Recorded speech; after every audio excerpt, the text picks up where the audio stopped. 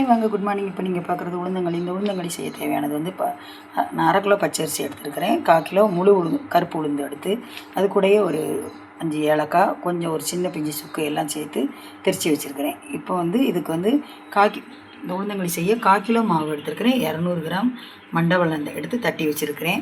ஒரு 50 நல்லெண்ணெய். இப்போ வந்து இந்த செய்யறதுக்கு இந்த பாத்திரத்தில் ஒரு 1/4 லிட்டர் தண்ணி ஊற்றி கொதித்த உடனே மண்டவெல்லத்தை தட்டி வச்சுருக்க மண்டவெல்லத்தை போட்டு அது நல்லா கொதித்த உடனே இந்த மாவை வந்து கொஞ்சம் கொஞ்சமாக போட்டு நல்லா இந்த தோசை கரண்டி வச்சு நல்லா கிளறி விட்டுக்கிட்டே இருக்கணும். அடி பிடிக்காமல் மாவு அப்படியே தட்டாமல் கொஞ்சம் கொஞ்சமாக மேலே போட்டு அப்படியே நம்ம வச்சுருக்கிற நல்லெண்ணையும் ஊற்றி நல்லா சுள்ள நல்லா கிண்டிட்டு இந்த பாருங்கள் எடுத்து வச்சுருக்கிறேன். இது வந்து நல்ல உடம்புக்கு ரொம்ப ஆரோக்கியமான இது.